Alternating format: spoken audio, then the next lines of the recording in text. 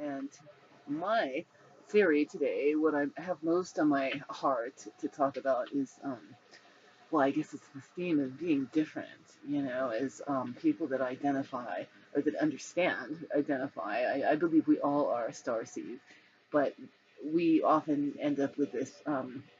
Having this awareness before we understand what's going on can often be very difficult, and it's like you don't know why you're so different and singled out and seem to feel differently than other people and don't fit in and that sort of thing. And it's because you are different and because you're aware of it, but you're not yet engaged with the awareness of what this actually is. The awareness of being different. My whole life was that's the story. Being different, being bullied, being criticized to the point where I didn't even want to speak to anybody. I went through a horrible depression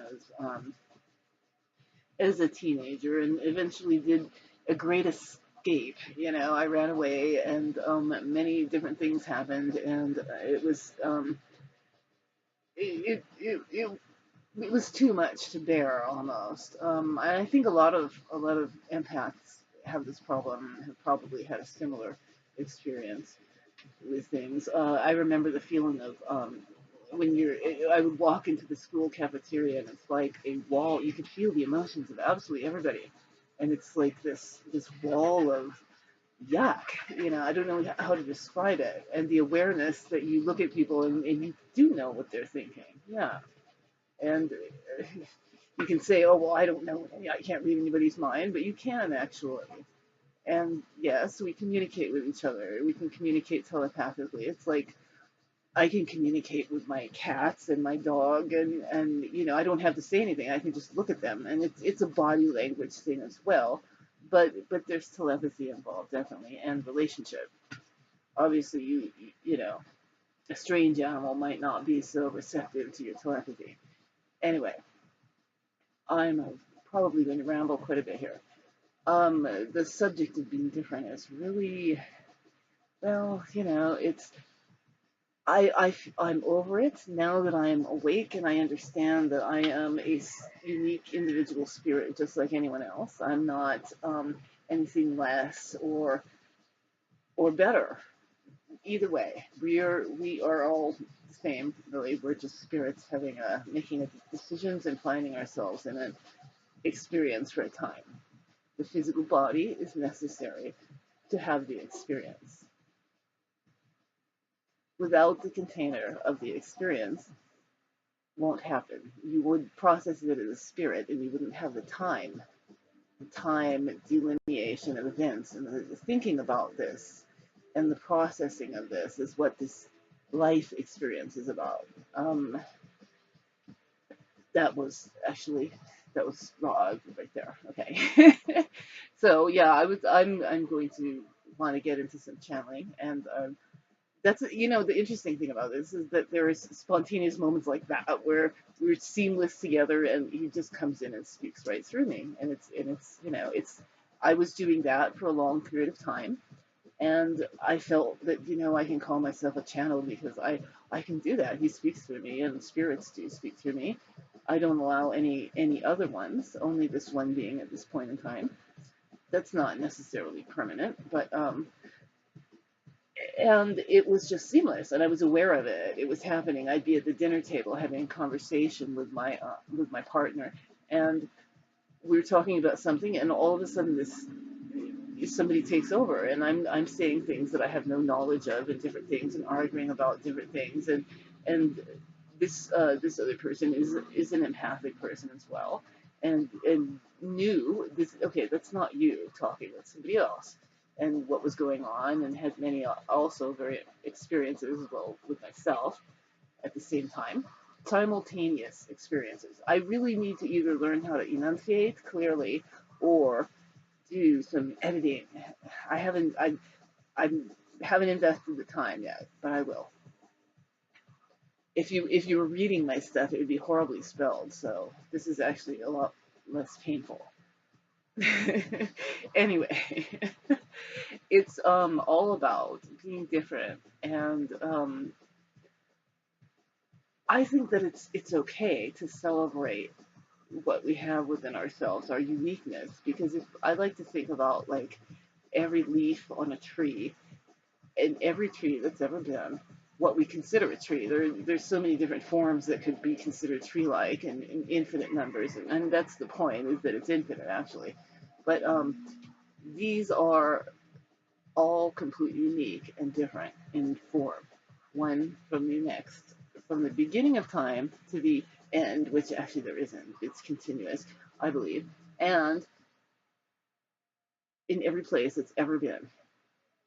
You think about every tree that's lived on Earth, whether it was small or big, or it made it or it didn't. It was a tree that we recognize as being a tree, and it came forward and it came from the ground. It's unique. It's completely different. It's the same. It's similar, but it's not. Its environment different. It's like the time delineation. What he was talking about earlier was the idea of having an experience and being in a physical form and having this experience. Somehow the time factor, the space, the difference of this is this is that, I think it's more than just matter though. It's there's something about why we have to have this like this is the time, 5 minutes. I have to deal with 5 minutes. When you're a child, dealing with 5 minutes if you're in trouble is forever. when you're an adult, it can go either way. Time can either drag or, and I don't believe that time is actually consistent by any means. There is definitely times when things are moving much more quickly than others, and even the sun is not consistent. I mean, all you have to do is look at the sky. It's There's wobbling, of course there is. How could there not be? They think this is a perfect sphere that spins like this forever and ever. How could it be? Of course there's going to be various movements because everything is moving and everything's connected together. Um, but it's all about the need to have the experience within this time. For some reason, I'm mystified by all of this. I don't really claim to understand it. This is something new that is coming about, and I'll process it as I do. Uh, Please, if anyone is out there watching these crazy ramblings of mine and thinks that this is potentially interesting, um, leave a comment or ask a question or a subject you would like or something. I'm just really kind of winging it here, and I don't have a tremendous amount of time, so and I have to wait till everybody leaves the house because if I'm doing this, they're gonna say, well, "Holy crap, what is she into now?" You know, well, whatever. Anyway, so I'm just feeling like I'm going to try and go into a little bit deeper trance and see if we can get something even more clear about anything. I don't want to limit my teacher and say that you can only talk about this.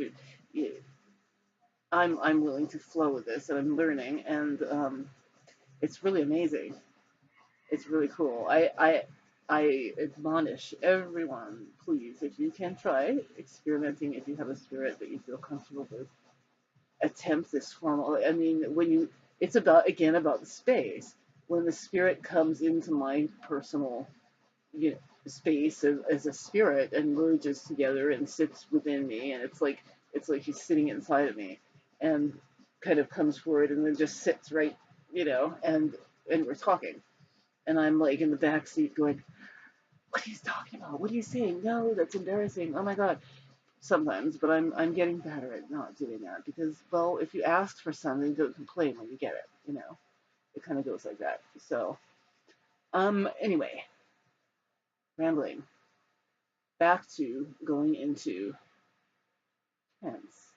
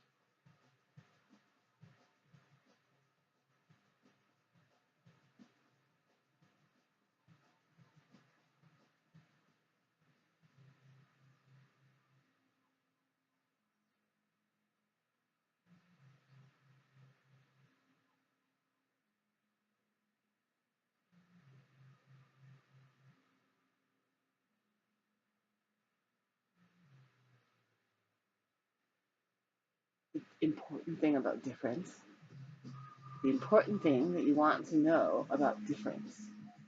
Why is it important to be one thing different from the next? Why?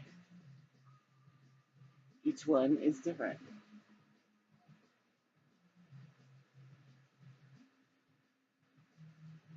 This is the nature of the infinite, ever changing. It's never the same, it's always different. When we leave our bodies, we find ourselves in a state of being overwhelmed, of not having the central sense, but everything is beautiful, everything is connected.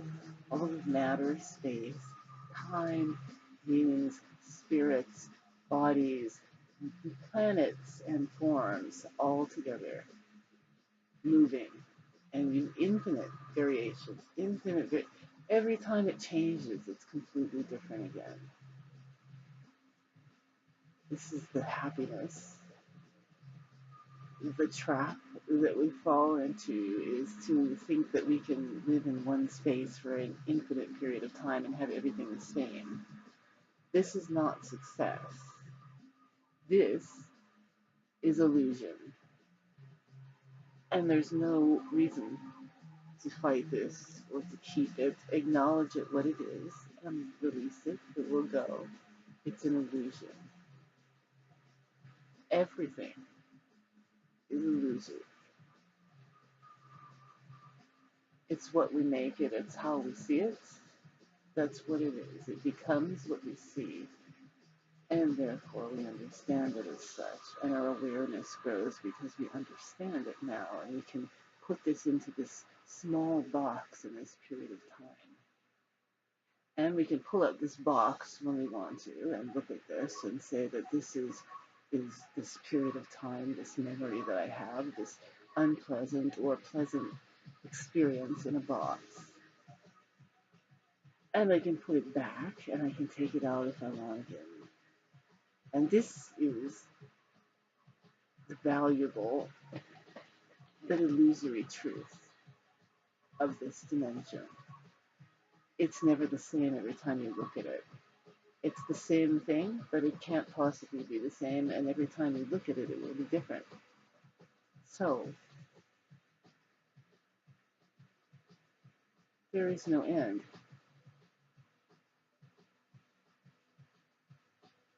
There's no end to anything. There's no beginning to anything, and time is an illusion. We can go in and out of it. We can compress it.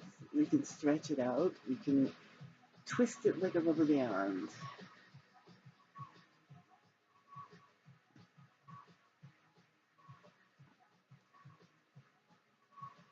Time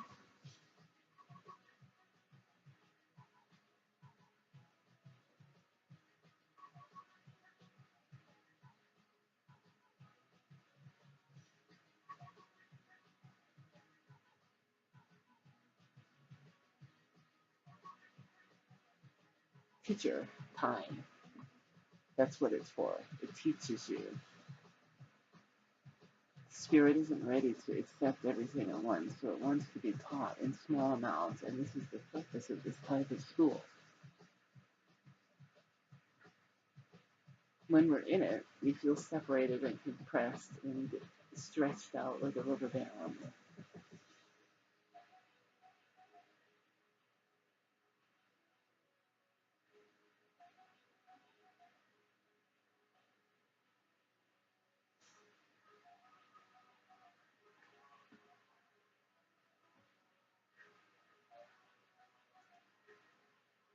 I'm back. Um, wow. That wasn't, again, anything that I was expecting to say. You know, it was I, I honestly, I thought I'd covered everything. Sometimes when I talk about these subjects, it's like like my last video, for example, I felt like I said everything, and then he said the same thing, you know, and it was because we were conversing about it. I like to ask what so I can prepare myself a little bit myself on my end. But then I fall into a little bit of a doubt thing sometimes, and well, how is it possible that you're making this up? Somebody asked me that. What if the voice is yours? And well, yeah, of course it's mine. And I'm not denying that it isn't. But this isn't my consciousness speaking when this other consciousness comes in, and I'm learning how to be together with this, and it's really beautiful. I again encourage everybody to really attempt this. This is absolutely beautiful. It's not just attempt it, it's just a matter of just doing it. If you're ready and you have a spirit, and it's beautiful. Thank you for listening.